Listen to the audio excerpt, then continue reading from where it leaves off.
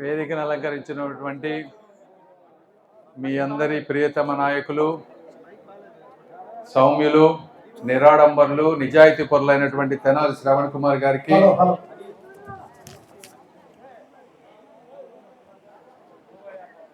జనహితం కోసం తన గుంటె మంటని వారి నాయకుల్లాగే చూపించగలిగినటువంటి జనసేన అధ్యక్షులు గాదె వెంకటేశ్వరరావు గారికి,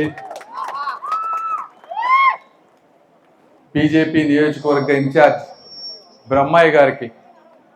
బ్రహ్మయ్య గారు మొన్న ఆ సమావేశంలో ఫోన్ గురించి బయటికి వెళ్ళమన్నది బ్రహ్మయ్య గారు అని నాకు ఇప్పటివరకు తెలియదు, ఇప్పుడే తెలుసుకున్నా. నా ఉద్దేశం వ్యక్తుల్ని అవమానించడం కాదు, ఒక వ్యక్తిని బయటకు పంపించడం వల్ల నాకు స్వతహాగా వచ్చేది ఏమీ లేదు, ఆ వ్యక్తితో విరోధం తప్పించి. కాకపోతే మీటింగు వేల మంది రైతుల సమస్య కాబట్టి ఆ మీటింగులు కరెక్ట్గా జరగాలి, ఫోన్లు ఇవన్నీ సౌండ్లు ఉంటే డిస్టర్బెన్స్ అవుద్దని చెప్పాల్సి వచ్చింది. దయచేసి మీరు వ్యక్తిగతంగా తీసుకోవద్దు. మీ మంచి హృదయానికి నా మనస్ఫూర్తిగా నేను అభినందనలు తెలుపుతా ఉన్నాను. అదేవిధంగా యువకుడు, జనసేన నియోజకవర్గ ఇన్ఛార్జ్ విజయశేఖర్ గారికి, ఫిరంగిపురం మండల పార్టీ అధ్యక్షులు నరసింహారావు గారికి, వేదికను అలంకరించినటువంటి నాయకులు కొత్తపల్లి కోటేశ్వరరావు గారు, కేశవ్ గారు, శివరామయ్య గారు, మహమ్మద్ యాకూబ్ గారు, ఆళ్ల కృష్ణమూర్తి గారు, కట్టా ప్రసాద్ గారు, అదేవిధంగా కట్టా అశోక్ గారు, మా చేత గుర్రాలు ఎక్కించారు వాళ్ళు వద్దన్నా కూడా, శ్రీ కాండ్రు దాసయ్య గారు, మండల అధికారులకు, మీడియా మిత్రులకు, అన్నిటికంటే ముఖ్యంగా గుండె నిండా ఒకటే జెండా అజెండాతో ఉన్నటువంటి గుండాలపాడు అందరికీ మనస్ఫూర్తిగా ధన్యవాదాలు. ఎందుకంటే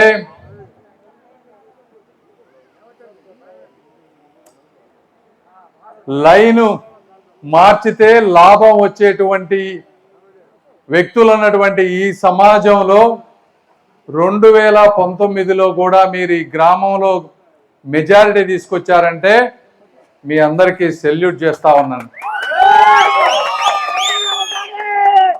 ఎప్పుడు తెలుగుదేశం పార్టీకి అండగా ఉన్నారు. మరి మొన్నటి ఎలక్షన్స్లో కూడా అద్భుతమైన మెజారిటీని తీసుకొచ్చారు. గ్రామాల్లో, చాలా గ్రామాల్లో ఓసీలకి వేరే వర్గాల వారికి గొడవలు ఉంటాయి.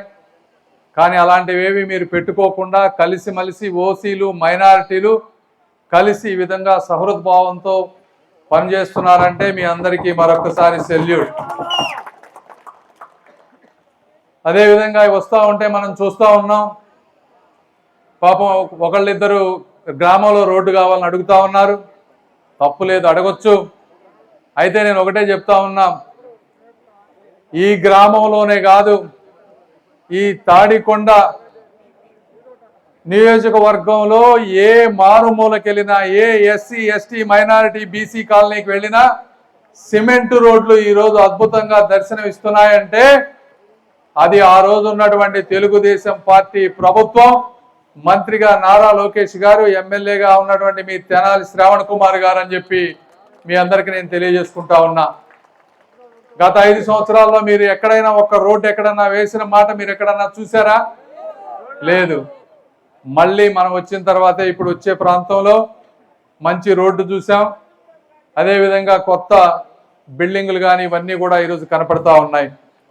కాబట్టి ఇక్కడే కాదు, రాష్ట్రంలో కానీ ఎక్కడైనా సరే సంక్షేమ పథకాలతో పాటు అభివృద్ధి అంటూ జరిగిందంటే అది కేవలం తెలుగుదేశం పార్టీ ప్రభుత్వంలోనే జరిగింది. ఎక్కడ శిలాఫలకాలు పడ్డాయన్నా అంటే చరిత్రలో ఉండే శిలాఫలకాలు ఎక్కడో ఉన్నాయన్నా కూడా అవి తెలుగుదేశం పార్టీ చేసినవి.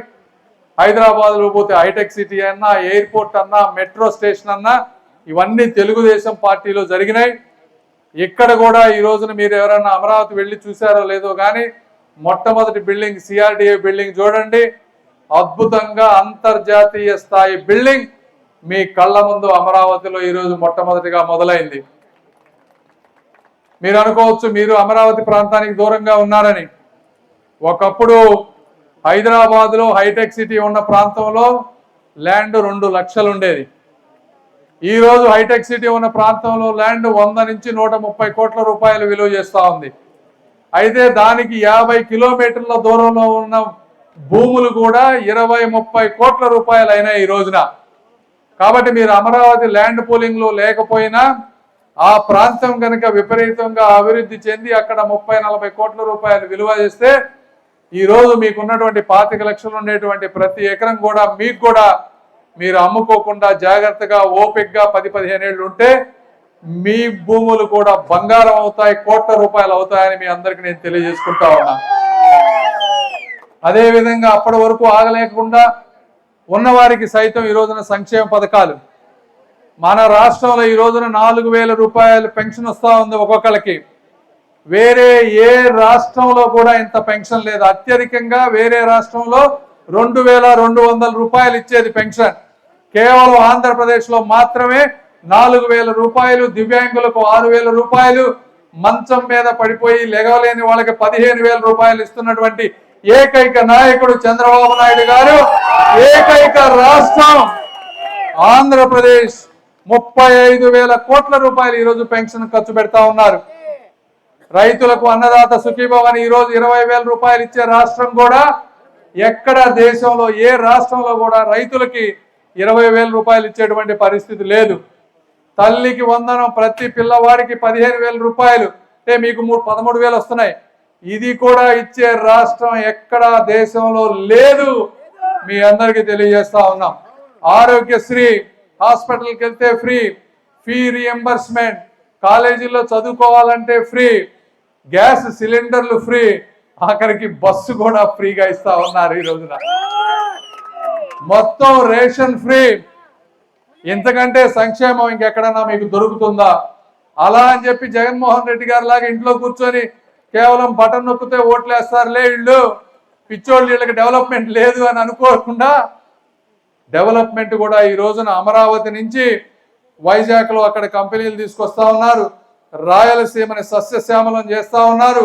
ఏ ప్రాంతం వారైనా సరే రాయలసీమలో వాళ్ళు కానీ విశాఖపట్నంలో ఉన్న వాళ్ళు కానీ కేవలం అమరావతి మాత్రమే డెవలప్మెంట్ అవుతుంది అని వాళ్ళు బాధపడకుండా ఉండే విధంగా అన్ని ప్రాంతాలని సమన్యాయంతో చూస్తున్నటువంటి వ్యక్తి శ్రీ నారా చంద్రబాబు నాయుడు గారని కూడా మీ అందరికీ నేను తెలియజేసుకుంటా ఉన్నా.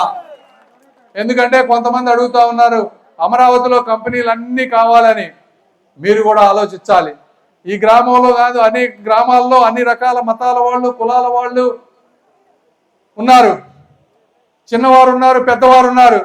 మీ అందరినీ సమానంగా చూసే బాధ్యత ఒక నాయకుడికి ఎలా ఉంటుందో రాష్ట్రంలో ఉన్న ప్రతి ప్రాంతాన్ని కూడా సమానంగా చూసే బాధ్యత చంద్రన్న, పెద్దన్న చంద్రన్న గారు తీసుకున్నారని మీ అందరికీ తెలియజేస్తున్నా.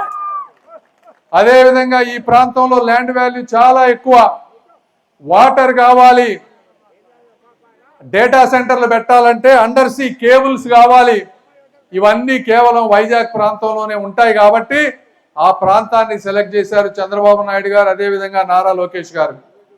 ఆ ప్రాంతంలో ఎక్కడైనా సరే మన రాష్ట్రానికి సంపద వస్తే ఆ సంపదని చంద్రబాబు నాయుడు గారు కానీ, లోకేష్ గారు కానీ, పవన్ కళ్యాణ్ గారు కానీ వాళ్ళు తినేది ఉండదు, పంచేది మీకే అని మీ అందరికీ నేను తెలియజేసుకుంటా ఉన్నా.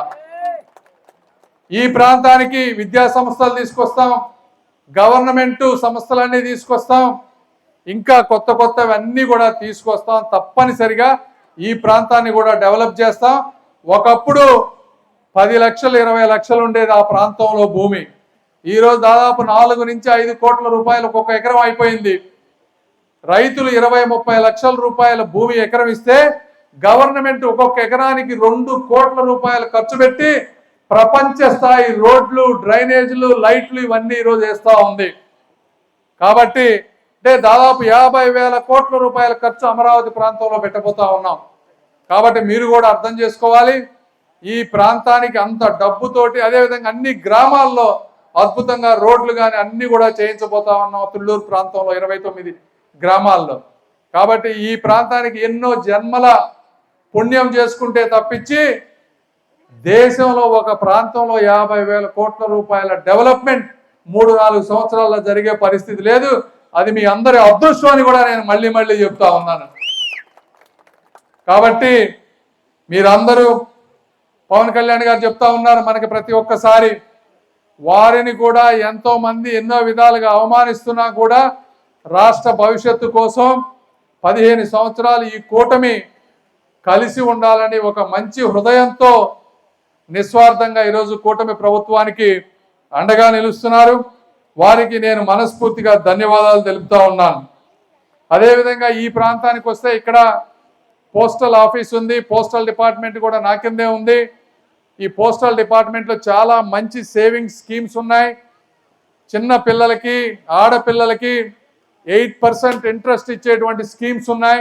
మీకు వచ్చే డబ్బుల్లో కొద్దిగా కనుక 8% ఇచ్చే స్కీముల్లో ఆ పోస్టల్ డిపార్ట్మెంట్లో పెట్టుకుంటే వాళ్ళు పెద్ద అయ్యేటప్పటికి వాళ్ళ చదువులకు ఇబ్బంది లేకుండా, వాళ్ళ పెళ్ళిళ్ళకి ఇబ్బంది లేకుండా మీకు మంచిగా ఇన్కమ్ వస్తుంది. మీరందరూ ఒక్కసారి పోస్ట్ ఆఫీస్కి వెళ్ళి ఇక్కడ ఉన్న వాళ్ళంతా ఎంత సేవింగ్ చేసుకోగలరు, ఏ స్కీమ్స్ మీకు ఉన్నాయో తెలుసుకుంటే మీకు మంచిగా ఉంటుంది అని మీ అందరికీ తెలియజేస్తా ఉన్నా.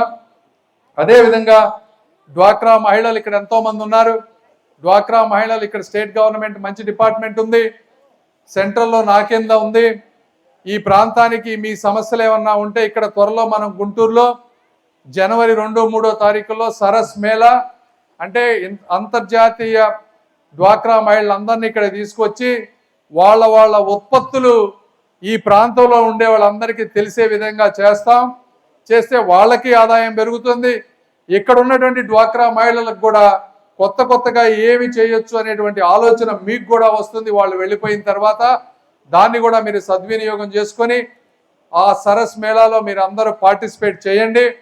అదేవిధంగా డ్వాక్రా రుణాలు వచ్చినప్పుడు వాటిని సద్వినియోగం చేసుకొని మీ కాళ్ళ మీద మీరు నిలబడి మీకు ఏమి కావాలో మేము కూడా ఆలోచిస్తూ ఉన్నాం. పికిల్ క్లస్టర్స్ అని కొన్ని క్లస్టర్స్ తయారు చేయబోతా ఉన్నాం ఇక్కడ. ఆ క్లస్టర్స్ వచ్చినప్పుడు వాటిని ఉపయోగించుకొని మీరు కూడా ముందుకు వెళ్ళాలని మనస్ఫూర్తిగా కోరుకుంటా ఉన్నా. అదేవిధంగా ఈ ప్రాంతంలో పొనుగుబాటు రోడ్డు గురించి ఎమ్మెల్యే గారు చెప్పారు. గవర్నమెంట్ వచ్చిన వెంటనే ఎమ్మెల్యే గారిని మీకు ఒక 3-4 రోడ్లు ఇవ్వమంటే పొనుగుబాటు రోడ్డు ఇచ్చారు.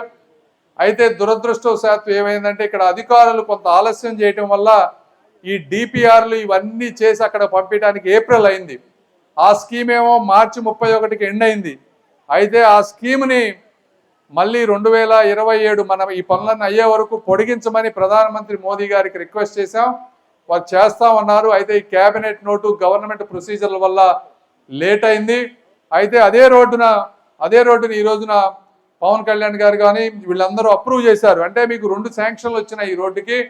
అయితే ఈ పవన్ కళ్యాణ్ గారు ఇచ్చిన డబ్బుల్ని మనం ఇది వాడేస్తే అది రాదు, ఎందుకంటే ఆ స్కీమ్ అయిపోయింది. అది వదులుకుంటే మళ్ళీ అసలు మనకు వచ్చే 5-6 కోట్లు పోతాయని చెప్పి మీరు కొద్దిగా ఓపిక పట్టండి. 1 నెల 2 నెలలు అయినా కూడా అది ఎట్టి పరిస్థితుల్లో చేపించి ఆ డబ్బులు వాడుకుంటాం. ఇప్పుడు పవన్ కళ్యాణ్ గారు ఇచ్చినటువంటి ఈ రోడ్డు ఏదైతే ఉందో దీన్ని వేరే వాటికి వాడుకుంటే వేరే గ్రామ ప్రజలకు కూడా ఉపయోగపడుతుంది. తప్పనిసరిగా ఆ పని మేము చేస్తాం. కాబట్టి కొంచెం సహకరించమని అడుగుతా ఉన్నాం. మీకు ఇబ్బంది ఉందని తెలుసు.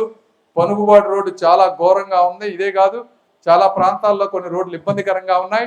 అందుకనే గౌరవ ముఖ్యమంత్రి గారు పవన్ కళ్యాణ్ గారు కూర్చొని ఈ రోజున దాదాపు 5,000 కోట్ల రూపాయలు గ్రామీణ ప్రాంతాల్లో ఉండే అన్ని రోడ్లు వేయటానికి శాంక్షన్ చేస్తూ ఉన్నారు. ఒకదానమ్మట ఒకటి అన్ని చేసుకుంటా వస్తాం.